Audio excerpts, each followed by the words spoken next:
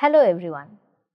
In the previous lecture, we talked about nation and its representation through popular culture. The lecture explored how popular culture is shaped through images and media, focusing on visual symbols and film. It first examined how images influence cultural norms. Using Bharat Mata as an example, a symbol of Indian nationalism that blended cultural and religious imagery with national identity, but also carried contradictions and exclusions. Scholars like Joan Landis and Sumati Ramaswamy highlighted how such symbols are politically charged and not universally inclusive.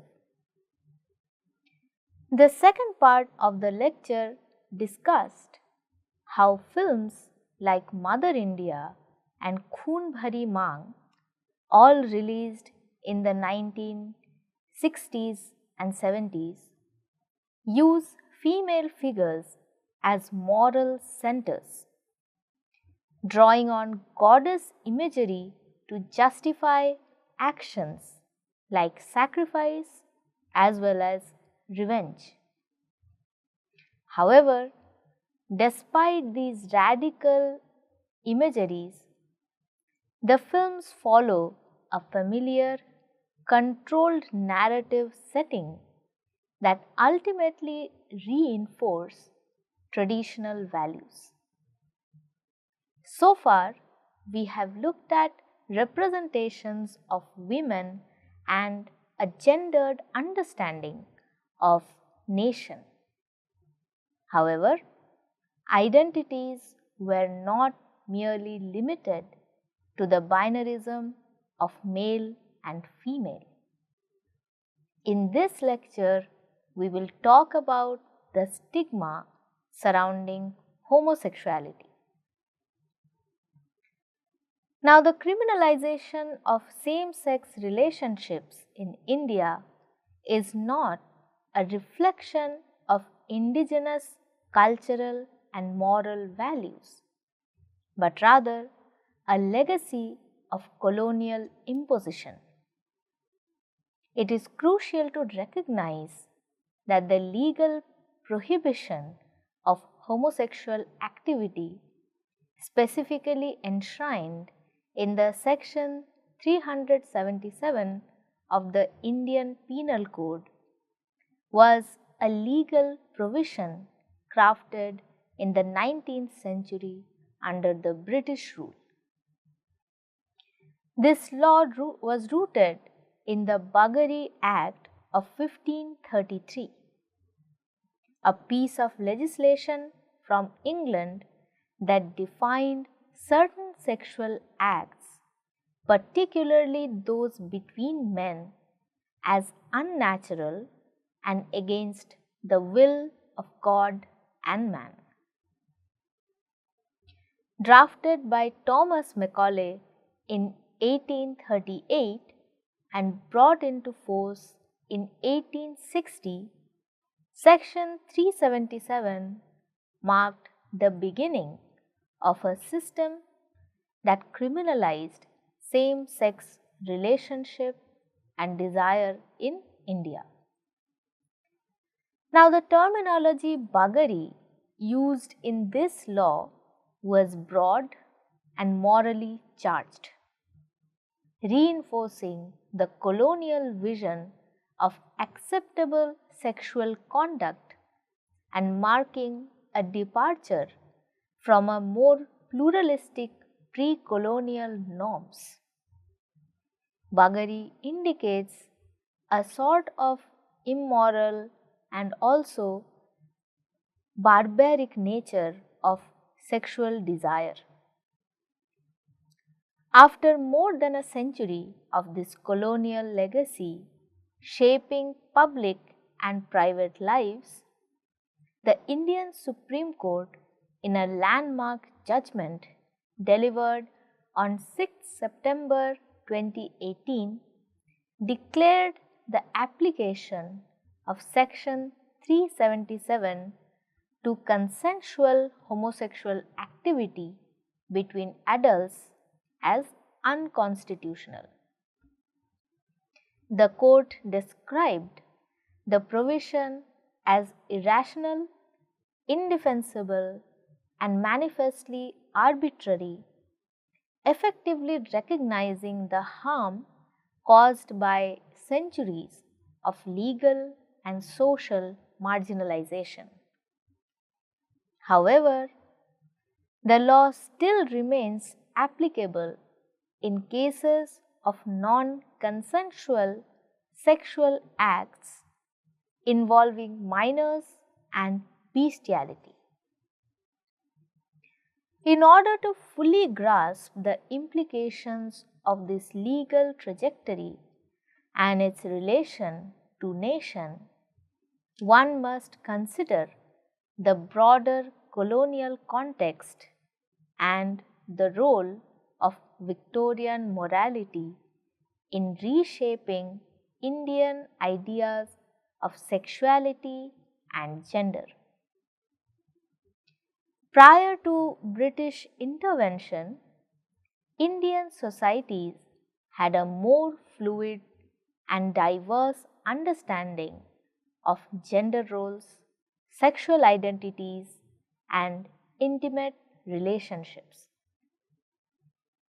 During the colonial period, this diversity, however, was forcefully regulated through both legal and social interventions. As the British sought to civilize Indian society according to their moral framework, various non-normative sexualities and non-traditional family structures were actively suppressed.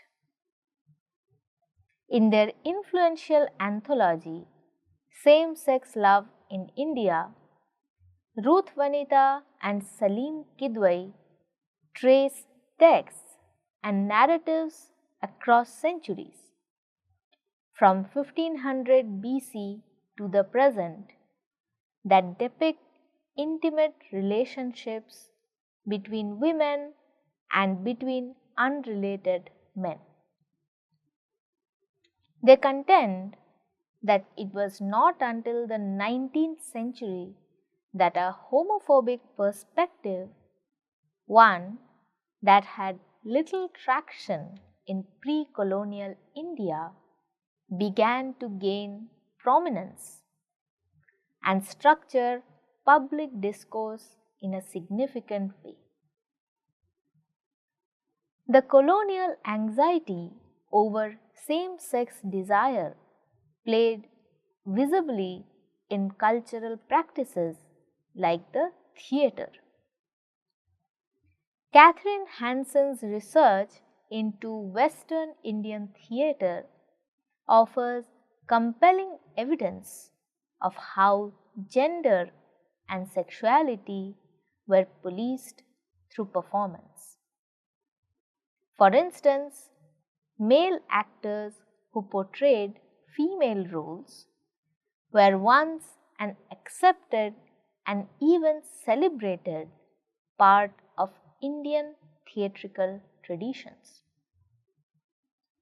These impersonators were not just filling a logistical gap which was created by social taboos against women. They were, in many cases, considered more adept at embodying the feminine ideal than women themselves. In Parsi theatre, this translated into male heroines who, through their performances, created idealized models for femininity that both male and female audiences could identify with and admire.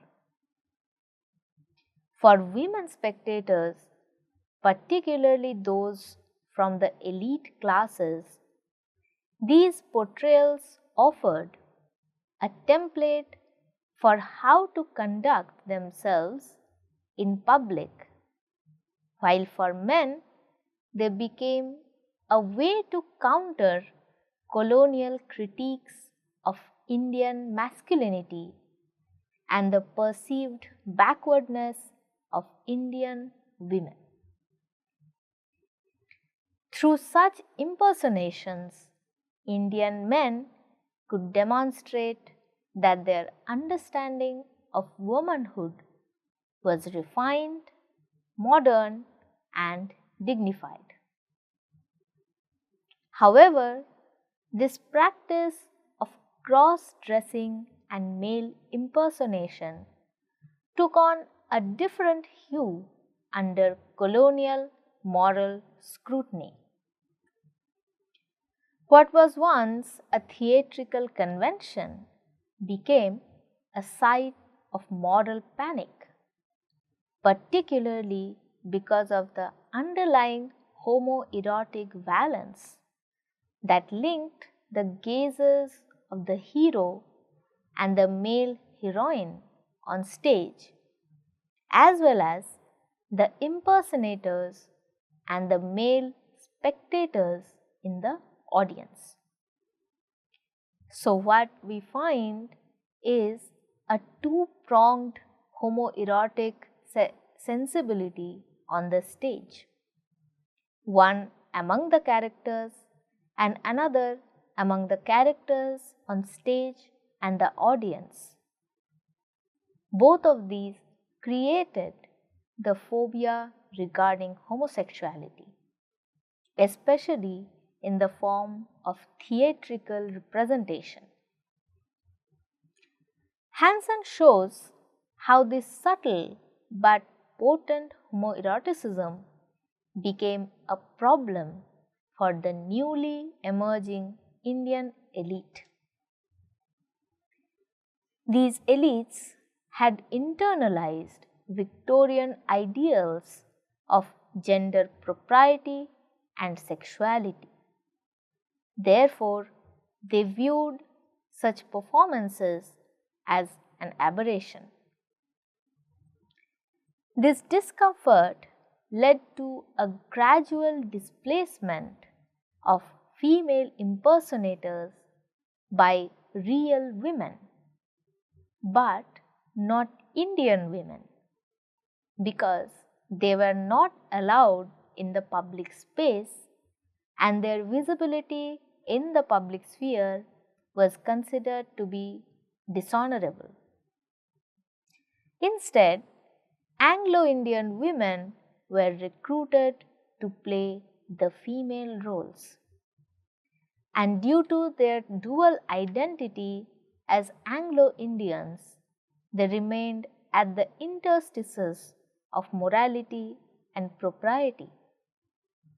Therefore, it was all right to portray these grey identity people such as the Anglo-Indian women on stage, other than the Indian women. This solution allowed the theatre companies to preserve a sense of visual realism and moral respectability while avoiding the social stigma that would have come with allowing Indian women from respectable families to appear on stage. Now, the choice of Anglo-Indian actresses also reflected a deep ambivalence about the visibility of Indian women. Just as the Elizabethan theatre in England permitted women to attend the performances but not act, Parsi theatre insisted that respectable Indian women could be audience members but not performers. Casting Anglo-Indian women allowed for a form of distancing. Audiences could admire these actresses as embodiments of femininity without implicating their own women in the perceived indecency of public performance. Moreover, they also destroyed and erased the similarity between men performing as women. So the possibility of homoeroticism was deflated. The Anglo-Indian actresses became a fluid figure in the cultural imagination, embodying both the familiar, that is, Indian womanhood, and the exotic, that is, Western modernity. She could be viewed as both the other and one's own, navigating the dual expectations of modesty and allure. This tension surrounding the theatrical portrayal of gender was not confined to the Parsi theatre alone. Scholars like Rimli Bhattacharya have demonstrated similar anxieties in Bengali theatre, where concerns about men playing women's roles were accompanied by a broader unease with gender nonconformity. These debates were not just about performance and the quality or even realism, but about controlling the social meaning of femininity itself. In these discussions, older indigenous understandings of gender and sexuality were reframed or erased in order to align with the bourgeois values of the modern West. This shift was not simply imposed by colonial rules. It was also enacted by nationalist elites who, despite opposing colonialism politically, shared the British desire to modernize Indian society in line with European norms. This pattern of sexual and gender reformation under colonial pressure was not unique to India. In Iran, historian Afsaneh Nazmabadi has shown how the 19th century cultural exchanges with Europe led to heteronormalization of love and feminization of beauty. According to Nazmabadi, the modernist project of women's emancipation in Iran carried with it the birthmark of a disavowal of male homosexuality. In both cases, colonial and nationalist projects of modernization involved rejecting previously accepted norms or ignorant forms of same-sex intimacy in order to present a more civilized and heteronormative public image to the West. Now, let me give another example that illustrates the extent of colonial era's discomfort with homosexuality in India. And this is reflected through the controversy over Chaklet, a collection of short stories by Pandey Bechan Sharma known by his pen name Ugra. Published in 1927, Chocolate sparked outrage and was accused of being obscene, even though its content was extensively and explicitly anti-homosexual. Comprising 8 stories that portrayed male same-sex desire in a deeply moralistic terms, the collection was intended to warn the readers against what the author viewed as a social menace. However, as scholar Charu Gupta notes, Chocolate faced criticism not because of its stance, but because it dared to speak the unspeakable. By acknowledging the existence of such relationships, however negatively, the book ironically challenged the silence that surrounded homosexuality in public discourse. The reaction to Chocolate revealed the deep discomfort shared by the colonial state, nationalist reformers, and the emerging Indian elite, all of whom sought to suppress the public discussion of non-normative sexualities. Let us take a look at the eponymous story in the book titled Chocolate. Now, the story Chocolate was initially published on 21st May 1924 in the magazine Matwala, which is translated as Intoxicated.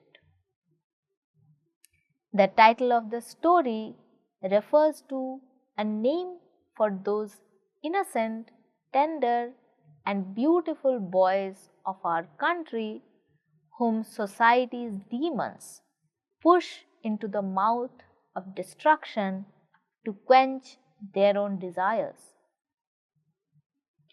The story describes an illegitimate relationship between Babu Dinkar Prasad, a rich Hindu man, and a beautiful lad of 13 or 14. Babu Dinkar Prasad is represented as a predatory character, forcing himself on young teenage boys and corrupting them with his homosexuality. In all this, the narrator, interestingly, remains an observer and communicates his anti-homosexual views through a personal letter written to a friend. He does not intervene when Babu Dinkar Prasad attempts to molest the young boy. Now, Ruth Vanita notes that Ugra's pen name reflects political conditions in India at the time he began writing. He was in his 20s during the 1920s, when North India was in the throes of the struggle for independence from British rule. Like almost all writers of the time, Ugra was involved both with this struggle and with the social reform dimension of nationalism. His notion of reform was by presenting homosexuality as an evil. Ugra faced tremendous criticism in writing such sinful ghasleti literature. Ghaslate literally refers to kerosene oil widely used as a cooking fuel in India, thereby referring to sensational and obscene literature. Vanita mentions that Ugra's opponents argued, while he claimed to be opposing homosexuality, the actual effect of his writings was to titillate and excite his readers, and thus to encourage, not discourage, homosexual desire. They stated that such filthy topics as homosexuality should not be discussed at all. It is interesting to see that the existence of this writing ironically gave space to a taboo concept like homosexuality to emerge. Taken together, these examples highlight the way in which colonial law, social anxieties, and nationalist modernity work together to reshape Indian understandings of gender and sexuality. The result was not just legal prosecution, but a broader cultural silencing of queer identities, a legacy that continues to influence Indian society to this day. Now, let us summarize today's lecture. Today, we talked about the criminalization of same-sex relationship in India that stemmed from British colonial laws. Section 377, introduced in 1860, was based on English laws that viewed homosexuality as sinful. The law shaped Indian attitudes until it was partially struck down in 2018 for adult consensual relationship. Before the colonial rule, Indian society had a more fluid view on gender and sexuality.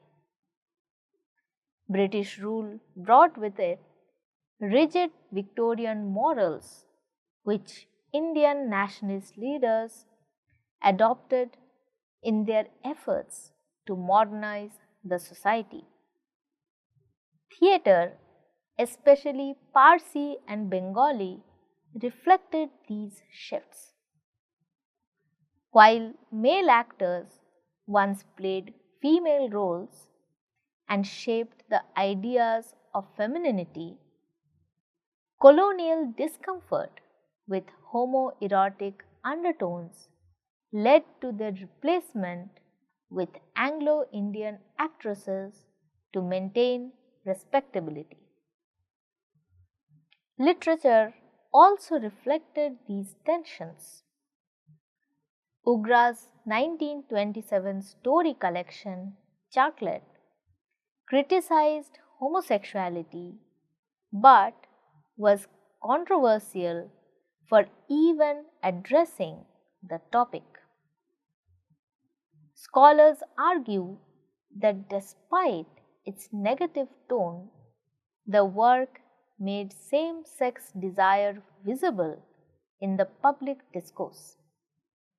Overall, colonial laws and cultural values reshaped Indian ideas of gender and sexuality, leading to both legal and cultural silencing of queer identities, a legacy that continues today. In the next lecture, we will look at public culture and publishing houses. Thank you.